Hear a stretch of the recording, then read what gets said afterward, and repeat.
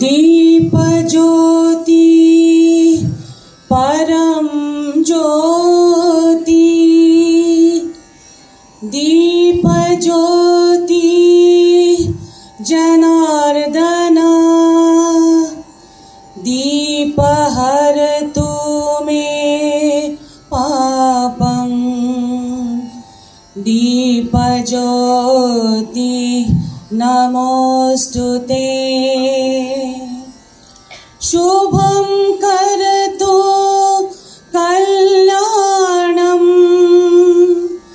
आरोग्यं सुख संपदा वेद बुद्धि विनाशाय आत्मज्योतिर्नमोस्तुते आत्मज्योति प्रदीप्ताय ब्रह्मज्योति नमोस्तुते ब्रह्मज्योति प्रदीप्ताय गुरुर्ज्योति नमोस्तुते गुरुर्ज्योति नमोस्तुते।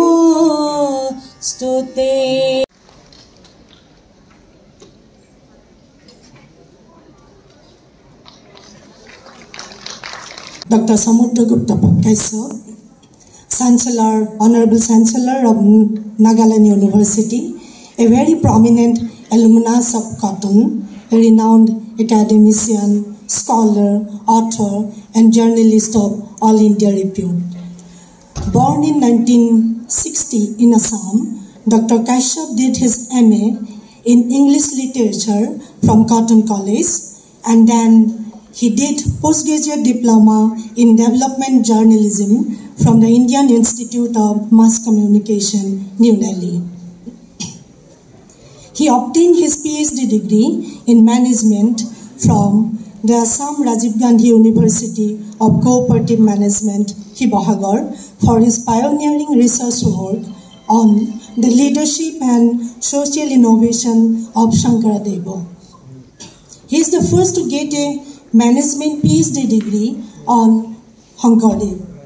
He began his career as a professional journalist with Prantik, the most prestigious Assamese fortnightly magazine, in 1981. 5 years later, he joined the Assamese daily Doinik Ahom, and later he joined the Indian Express in 1991.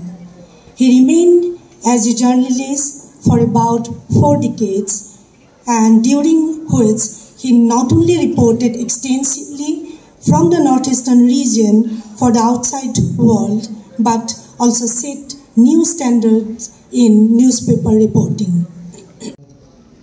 Cotton Vishwavidyalaya Upacharya Dr. Deka Dangoria, Cotton University Director Capacity Building Professor Rumata Rudar Dangoriani, সংকল্পৰ সভাপতি সম্পাদক প্ৰমুখ্য সমূহ বিষয়ববীয়া আৰু সদস্যসকল, অংশুমান বৰুৱা, ইয়াত উপস্থিত কটন বিশ্ববিদ্যালয়ৰ শিক্ষক শিক্ষয়িত্ৰীসকল, অন্যান্য নিমন্ত্ৰিতসকল আৰু ছাত্ৰ ছাত্ৰীসকল, জয় জয়তে আজি উপলক্ষত প্ৰয়াত অধ্যাপক দিলীপ কুমাৰ বৰুৱা ছাৰলৈ মই গভীৰ শ্ৰদ্ধাঞ্জলি জ্ঞাপন কৰিছোঁ। মই বৰুৱা ছাৰৰ পোনপটীয়া ছাত্ৰ নাছিলোঁ, কিন্তু এষাৰ কথা আছে, ওৱান্স এ কটনিয়ান অলৱেজ এ কটনিয়ান, আৰু সেই সূত্ৰ ধৰিয়ে কটনৰ যিকোনো বিভাগৰ ছাত্ৰ ছাত্ৰীয়ে যিকোনো বিভাগৰ শিক্ষক শিক্ষয়িত্ৰী ছাত্ৰ ছাত্ৰী হয়। সেই উপলক্ষে সেই সুবাদতে পোনপটীয়া ছাত্ৰ নহ'লেও আমাৰ সময়ৰ বোধ কৰোঁ বৰুৱা ছাৰৰ তালিকাত থকা প্ৰথম 20জন ছাত্ৰ ছাত্ৰীৰ ভিতৰত এটা নাম নিশ্চয় মোৰো আছিল। মনত পৰে গুৱাহাটীত পঢ়িবলৈ আহি প্ৰথম কুইজ প্ৰতিযোগিতাত যোগদান কৰি প্ৰথমবাৰ পুৰস্কাৰ পাইছিলোঁ। Dilip Barua sir quiz master আছিল। প্ৰায় 35 বছৰ পাছত মোৰ ছোৱালীয়ে প্ৰথমবাৰ গুৱাহাটীত আন্তঃশিক্ষানুষ্ঠান কুইজ প্ৰতিযোগিতাত যোগদান কৰি প্ৰথম পুৰস্কাৰ পাই দিলীপ বৰুৱা ছাৰেই আছিল। দিলীপ বৰুৱা ছাৰৰ ধাৰাবাহিকতাটো এতিয়াও থাকি গ'ল, আৰু আজি সংকল্পই পতা এই অনুষ্ঠানেই তাৰ এটা প্ৰমাণ। বৰুৱা ছাৰৰ উদ্যোগত এটা খুব ডাঙৰ কথা, এটা ডাঙৰ ঘটনা ঘটিছিল অসমত। বহুত অলক্ষিত থাকি গ'ল কথাটো, কিছুমান কথা অলক্ষিত থাকি যায়। 1985 চনত ৰাজনৈতিক পৰিৱৰ্তন ঘটাৰ পাছত, নতুন চৰকাৰ অহাৰ পাছত বৰুৱা ছাৰৰ এটা পৰামৰ্শৰ ভিত্তিতেই অসম চৰকাৰে আৰু কেইবাজনো মানুহ তাত পৰামৰ্শ জড়িত হৈ আছিল। অসম চৰকাৰে আসাম এডমিনিষ্ট্ৰেটিভ ষ্টাফ কলেজত সৰ্বভাৰতীয় UPSC পৰীক্ষা বহাসকলৰ কাৰণে বিশেষ কোচিঙৰ এটা ব্যৱস্থা আৰম্ভ কৰিছিল। সেইটো হ'ল 1 নম্বৰ। 2 নম্বৰটো আছিল, যিসকলে প্ৰিলিমছ ক্লিয়াৰ কৰিব তেওঁলোকক অসম চৰকাৰৰ ফালৰ পৰা সেই সময়ত 10,000 টকা এটা ধনৰ টোপোলা দিয়া হৈছিল। এইটো পলিচি ডিচিশ্যন নাছিলে, মুখ্যমন্ত্ৰীৰ সিদ্ধান্ত আছিলে। আৰু সেই 10,000 টকাটো হিচাপটো আছিলে, সেই সময়ত এটাই বিখ্যাত কোৰ্চ আছিল ভাৰতবৰ্ষত, ৰাউজ কোৰ্চ। ৰাউজ কোৰ্চটোৰ মূল্য আছিল 10,000 টকা। এখন সভাত এই সিদ্ধান্তটো হৈছিল, সভাখনত টকা মোৰ সৌভাগ্য ঘটিছিল। আৰু সেই 10,000 টকা যিবিলাকে প্ৰিলিমছ ক্লিয়াৰ কৰিছিল দিল্লীত ৰাও কোৰ্চটো পঢ়িব যাবৰ কাৰণে সুবিধা পাইছিল। মন কৰিব, 86 চনৰ পৰা আমাৰ UPSCত উত্তীৰ্ণ হোৱা ছাত্ৰ ছাত্ৰীৰ সংখ্যা বাঢ়ি গৈছে। 86, 87, 88 এনেকৈ বছৰত দুজন তিনিজনকৈ গৈ গৈ সেই গোটেইখিনি কিন্তু এতিয়া শেষ হ'ল। চাকৰি আটাইখিনি মোটামুটি অৱসৰ পালেগৈ সেই চামৰ ছাত্ৰ ছাত্ৰীসকলৰ বা সেই চামৰ প্ৰাৰ্থীসকলৰ তাত নামবোৰ নক'লেও আপোনালোকৰ মনলৈ নিশ্চয় আহি গৈছে কোন কোন আছিল, কোনে কোনে পাইছিল। এই প্ৰত্যেকজনেই সেই 10,000 টকীয়া সেই জলপানীটো পাইছিল। চৰকাৰ সলনি হোৱাৰ পাছত সেই ব্যৱস্থাটো বন্ধ হৈ থাকিল। তাৰ বহুত পাছত আজি কেইবছৰমান পূৰ্বে তেনেকুৱা এটা কাৰ্যসূচী আকৌ অসম চৰকাৰে লৈছে। বৰুৱা ছাৰৰ জীৱনজোৰা সাধনাৰ এটা অন্যতম বিষয় বা দিশ বা আছিল অসমত বিভিন্ন ক্ষেত্ৰত নেতৃত্ব দিব পৰা মানুহ গঢ়ি তোলা। আমি প্ৰায়ে অনুভৱ কৰোঁ, বিভিন্ন সময়ত অনুভৱ কৰোঁ, এনেকুৱা নেতা এজন যদি আমাৰো থাকিলেহেঁতেন, এনেকুৱা নেতা এজন যদি আমাৰো থাকিলেহেঁতেন, এই কথাটো আমি প্ৰায়ে অনুভৱ কৰোঁ।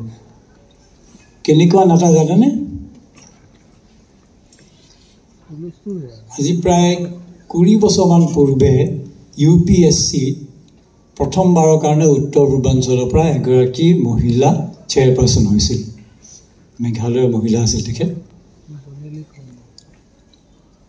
তেখেতৰ কাৰ্যকাল ঠিক সমাপ্ত হোৱাৰ সময়ত এখন ছেমিনাৰত তেখেতক লগ পাইছিলোঁ। লগ পাওঁতে সুধিছিলোঁ, বাইদেউ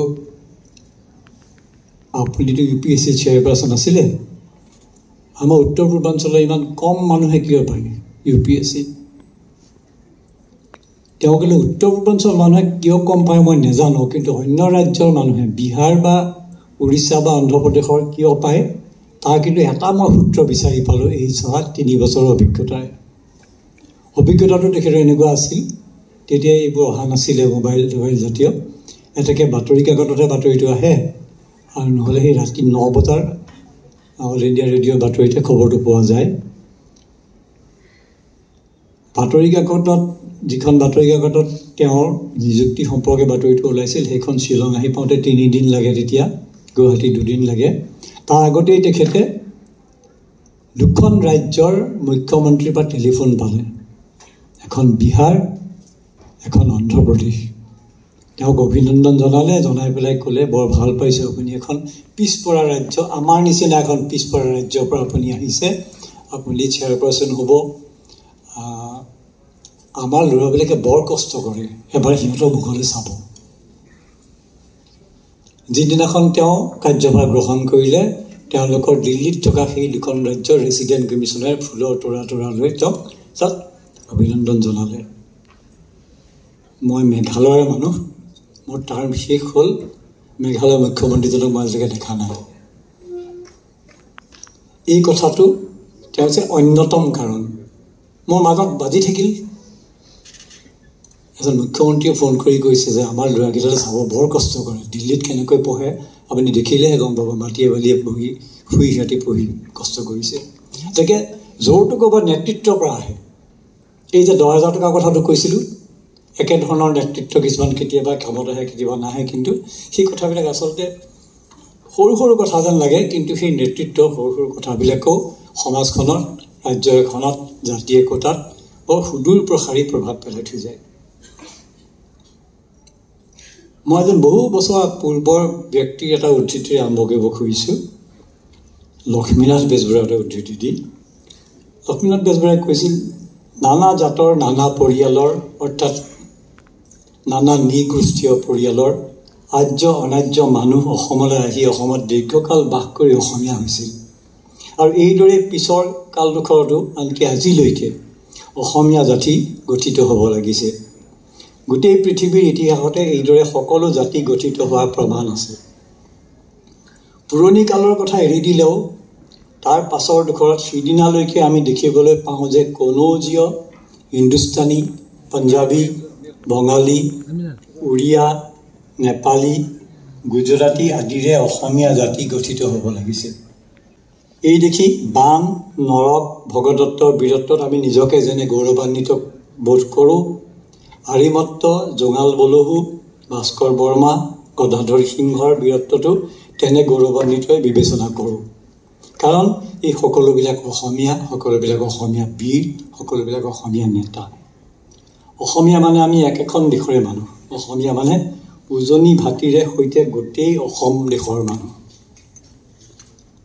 স্থানান্তৰত বেজবৰুৱাই আৰু কৈছে, যাক আমি আজি অসমীয়া মানুহ বলো আৰু যি ভাষাক অসমীয়া ভাষা বলো এই দুয়ো অনেক জাতিৰ অনেক দেশৰ মানুহ আৰু ভাষাৰ সালমিহলি হৈ হোৱা এটা বস্তু ভাৰতৰ আন দেশতকৈ অসমৰ সমাজ বান্ধোন ঢিলাসলকা হোৱাৰো ই কাৰণ আৰু নিকপকপীয়া হোৱাৰ এটা কাৰণ এই যে বেজবৰুৱা জাতি আৰু সমাজৰ কথা ক'লে বা বহুবাৰ এই শব্দবিলাক আমি আমাৰ জীৱনকালত শুনি আছোঁ সঘনাই শুনো এই এতিয়া নিৰ্বাচন আহিলে বেছিকৈ শুনিম এই দুটা শব্দৰ অৰ্থ যদি আমি চাওঁ তেতিয়া আমি সংজ্ঞা বৰকৈ বিচাৰি নাযাওঁ দীঘলীয়া হ'ব কিন্তু তথাপি যদি চোৱা হয় সমাজ কি সমাজ বিজ্ঞানীসকলে কৈছে সমাজ হৈছে এনে এটা জনসমষ্টি য'ত প্ৰতিজন সদস্য পৰস্পৰৰ সৈতে একোটা ক্ৰমাগত ধাৰাবাহিক বা নিৰন্তৰ উমৈহতীয়া আন্তঃক্ৰিয়া বা ইণ্টাৰেকশ্যন মিলা মিছা বা আদান প্ৰদানত জড়িত হৈ থাকে সমাজ এনেকুৱা এটা জনসমষ্টি য'ত তাৰ সদস্যসকলে একোটা নিৰ্দিষ্ট ভৌগোলিক এলেকাত উমৈহতীয়াভাৱে বাস কৰাৰ লগতে একেটা ৰাজনৈতিক কৰ্তৃত্ব বা ব্যৱস্থা তথা একোটা প্ৰভাৱশালী সাংস্কৃতিক আশা ভাৰসা আৰু প্ৰক্ৰিয়াৰ দ্বাৰা বান্ধ খাই থাকে বা নিয়ন্ত্ৰিত হৈ থাকে ইংৰাজীত ক'বলৈ বৰ ধুনীয়া কমিউনিটি য'ত গোটেই সদস্যসকলে একেটা ভাষাৰে বা একেটা আদব কায়দাৰে কমিউনিকেট কৰে একেধৰণে যি কমিউনিকেট নকৰে তাক এক্সকমিউনিকেট কৰি দিয়ে সমাজৰ পৰা বাহিৰ কৰি দিয়ে খুব সহজ গোটেই কথাটো আৰু সেইকাৰণে আমি কমনলি যিবিলাক কথাৰে আমি কমিউনিকেট কৰোঁ সেই গোটেইখিনি মানুহ আমি একেটা কমিউনিটিতে বাস কৰোঁ অসমৰ সমাজখন কেইবা খলপীয়া বা কেইবাটাও তৰফৰ প্ৰথম তৰফটো সকলো খিলঞ্জীয়া জাতি জনগোষ্ঠীবোৰ মিলি হৈছে দ্বিতীয় তৰফটো কেৱল অসমীয়া মাতৃভাষা কোৱা মানুহখিনিৰ দ্বাৰা হৈছে আৰু তৃতীয় তৰফটো যিটো ভূপেন হাজৰিকাই কৈছিল দূৰণিৰ পৰা আহি লুইতৰ পাৰৰে মাটিক মাতৃ বোলা প্ৰতি ভাৰতীয় হ'ল নতুন ৰূপৰ অসমীয়া তিনি খলপীয়া বা তিনি তৰফীয়া আমাৰ পৰিচয় আমি আকৌ আৰু এটা বহলকৈ যদি চাওঁ তেতিয়া দেখিব যে অসমীয়া ভাষী কেৱল অসমীয়া মাতৃভাষাৰ মানুহখিনি প্ৰথম মাজৰ স্তৰটোত থাকিলোঁ চাৰিওফালে আমাক আবেষ্টনী কৰি ৰাখিলে আমাৰ অসমৰ ভিতৰৰ অন্যান্য নৃগোষ্ঠীয় সমাজবিলাকে তৃতীয় তৰফটোত থাকিলে আমাৰ উত্তৰ পূৰ্বাঞ্চলৰ বিভিন্ন জনগোষ্ঠীয় তৰফটোৱে আমাৰ চতুৰ্থ তৰফ এটা আছে যিটো পাঞ্জাৱ বা তামিলনাডুৰ বা পশ্চিমবংগৰ নাই সেইটো হ'লগৈ দক্ষিণ পূব এছিয়াৰ তৰফটো নেপাল ভূটান চীন ম্যানমাৰ বাংলাদেশ এনেকৈ আমাৰ এটা আন্তঃৰাষ্ট্ৰীয় আমাৰ এটা এখন সমাজ আছে বা এটা আমাৰ অস্তিত্ব আছে যিটো তামিলনাডু বা অন্ধ্ৰপ্ৰদেশৰ নিচিনা ৰাজ্যৰ ক্ষেত্ৰত বা মধ্যপ্ৰদেশৰ বা মহাৰাষ্ট্ৰৰ ক্ষেত্ৰত নাখাতে সেইফালৰ পৰা আমি চহকী সেইফালৰ পৰা আমি ভাগ্যৱান আৰু সেই কথাখিনি কিন্তু যিমান দূৰলৈকে যাব লাগে সিমান দূৰলৈকে নিব পাৰিলে আমি ভাবোঁ যে আমাৰ বেছি উপকাৰ হ'ব স্কুলৰ প্ৰতিটো শ্ৰেণীৰ প্ৰতিগৰাকী শিক্ষকে প্ৰতিগৰাকী ছাত্ৰ ছাত্ৰীকে এই সমান সময়ে পঢ়ুৱায় ৪৫ মিনিটেই পঢ়ুৱায় একেটা পাঠকে পঢ়ুৱায় কিন্তু যাৰ শিকিবলৈ জানিবলৈ আগ্ৰহ সি বেছি নম্বৰ পায় বাকীবিলাকে নোৱাৰে বিভিন্ন ক্ষেত্ৰত নেতা হ'বলৈ একোজন ব্যক্তিয়ে যে কঠোৰ পৰিশ্ৰম কৰিব লাগিব সেই কথা সকলো সফল নেতাৰ ক্ষেত্ৰতে দেখা যায় নেতৃত্বৰ প্ৰতি আগ্ৰহী ব্যক্তিৰ কাৰণে অধ্যয়ন জ্ঞান আহৰণ তথা বিশ্লেষণাত্মক দৃষ্টিভংগী অত্যাৱশ্যকীয় বুলিও গণ্য কৰা হয় তাৰ লগতে আছে ভ্ৰমণে একোজন ব্যক্তিক ক্ষেত্ৰভিত্তিক অধ্যয়ন কৰি অভিজ্ঞতাৰ ভিত্তিত একোটা বিষয় বা সমস্যাক আঁতিগুৰি মাৰি বুজাত সহায় কৰে আমাৰ সমাজত আমি ভ্ৰমণৰ দ্বাৰা পৰিপুষ্ট হোৱা আৰু নেতৃত্বৰ গুণলৈ আগবঢ়া তিনিজন ব্যক্তিৰ আমি নাম ল'ব পাৰোঁ এক নম্বৰ নিঃসন্দেহে শংকৰদেৱ 12 বছৰ কাল সমগ্ৰ ভাৰতবৰ্ষত ভ্ৰমণ কৰিছিল অভিজ্ঞতা আহৰণ কৰিছিল গুণী জ্ঞানী ব্যক্তিৰ লগতে সাধাৰণ মানুহৰ সৈতে তেওঁৰ ইণ্টাৰেকশ্যন হৈছিল বেজবৰুৱা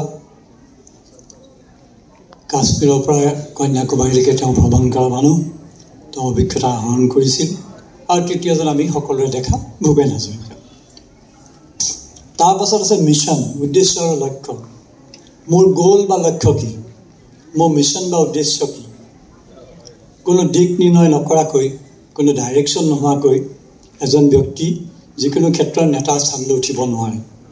অধ্যয়ন, বিশ্লেষণ, ভ্ৰমণ, মত বিনিময় তথা ক্ষেত্ৰভিত্তিক অধ্যয়নে একোজন ব্যক্তিক উদ্দেশ্য আৰু লক্ষ্য স্থিৰ কৰাত সহায় কৰে।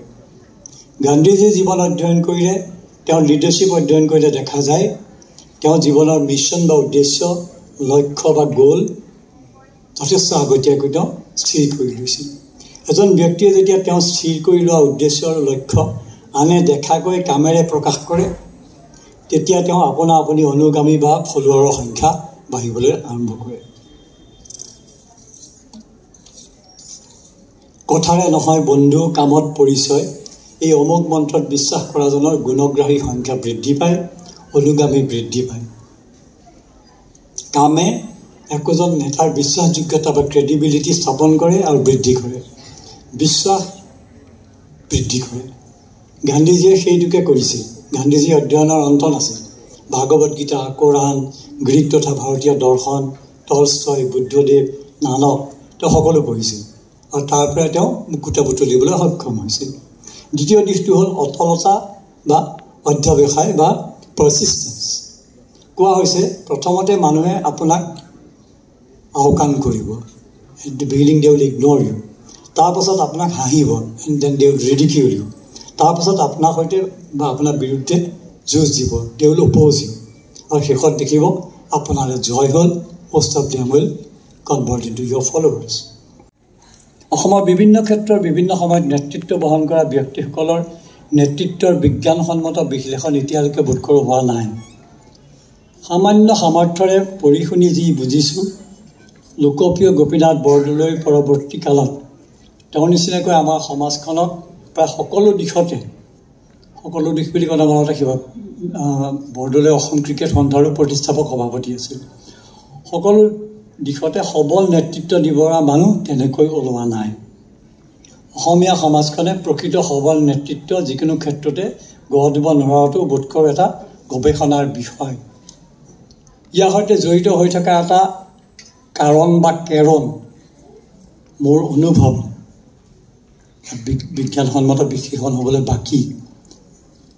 পৃথিৱীত যেতিয়া ৰাষ্ট্ৰসংঘয়ো শিশুৰ অধিকাৰৰ কথা ভবা নাছিলে, সেই সময়ত আমাৰ কিন্তু সেই সময়ৰ কেইগৰাকীমান নেতৃস্থানীয় ব্যক্তিয়ে এটা প্ৰতিষ্ঠানৰ জন্ম দিছিল, সেইটো হ'ল মইনা পাৰিজাত, য'ত শিশুৰ সামগ্ৰিক উন্নয়ন, শিশুৰ সামগ্ৰিক উৎকৰ্ষ সাধন ব্যৱস্থা কৰা হৈছিল। তাত কি কি হৈছিল চাওকচোন। শিশুক নেতৃত্বৰ প্ৰশিক্ষণ দিয়া হৈছিল, লিডাৰশ্বিপ ট্ৰেইনিং।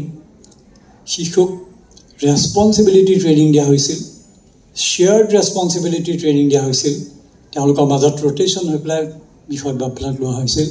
স্বাস্থ্যৰ কথা কোৱা হৈছিল, গীত মাতৰ কথা কোৱা হৈছিল, বক্তৃতাৰ কথা কোৱা হৈছিল, পাৰ্চনেলিটি ডেভেলপমেণ্টৰ কথা কোৱা হৈছিল।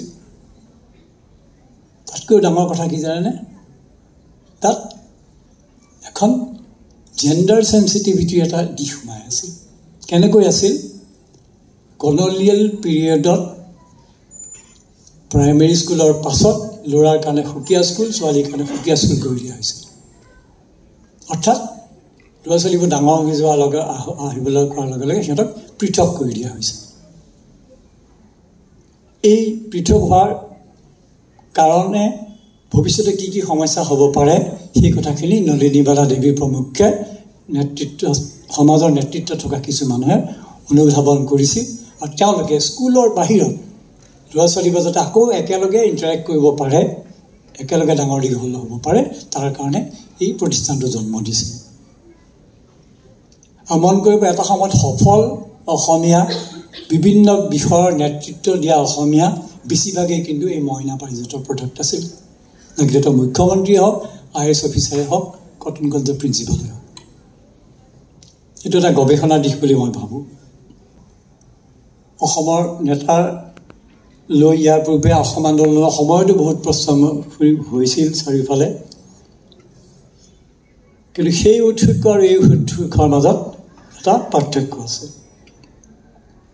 এইবেলি ডক্টৰ শৰ্মাক লৈ সৃষ্টি হোৱা ঐক্য অলপ বেলেগ ধৰণৰ।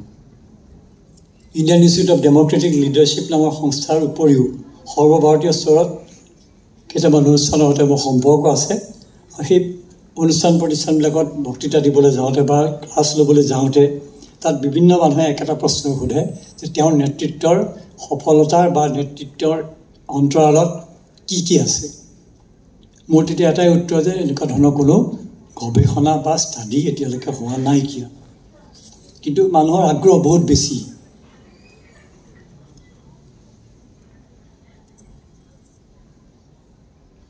মই তেওঁ গুণানুকীৰ্তন কৰিব খোজা নাই আপোনালোকে নাভাবিব কিন্তু কথাটো এইকাৰণে ভাল লাগে ভাৰতবৰ্ষত যিকোনো ঠাইলৈ যেতিয়া যায় কোনোবাই ইণ্টাৰভিউ দিবলৈ গৈছে কোনোবাই বেমাৰ দেখুৱাবলৈ গৈছে কোনোবাই খেলা চাবলৈ গৈছে কোনোবাই ছাত্ৰ ছাত্ৰীক এডমিশ্যন দিবলৈ গৈছে চবেই শুনি আহে আপোনালোকৰ নিৰাজন কিন্তু 1 2 3 ভিতৰত আছে দেই আগতে আমি আমাৰ আগৰ এজন এনেকুৱা লিডাৰৰ ক্ষেত্ৰত বহুত শুনিছিলোঁ কিন্তু 1 2 3 লৈ অহা নাছিল একেবাৰে নাছিল কিন্তু এটা কাহিনী মই ভিতৰুৱাকৈ জানো বহুতে জানে কোনো লিখি থোৱা নাইকিয়া এই সন্মিলিত চৰকাৰ বজা হৈ আছিল ভিপি সিং অমুক তাৰ মাজতে এটা ক্ৰাইচিছ হৈছিল হওঁতে প্ৰধানমন্ত্ৰী নোহোৱা হ'ল অসম হাউচৰ চোতালত গোটেই অকংগ্ৰেছী নেতাসকলৰ এখন সভা হৈছিল মই সেইদিনা দিল্লীত আছিলোঁ সভা হৈছিল সকলোৱে জবৰদস্তি কৰি জ্যোতি বসুকে প্ৰধানমন্ত্ৰী পাতিব খুজিছিল জ্যোতি বসুৱে ক'লে যে মই বহুত বয়স হৈছে যিটো কথা মই কমিউনিষ্ট মোক দেখে নুবুজিব এই তেওঁক চোৱা তেওঁ একদম ইয়াং ল'ৰা তেওঁক ধৰা বুলি যে আঙুলি দিলে তেওঁ সেইফালে নাই যে গ'ল ঘূৰি নাহিলেই পলাই পত্ৰং দিলে আমাৰ তেওঁজন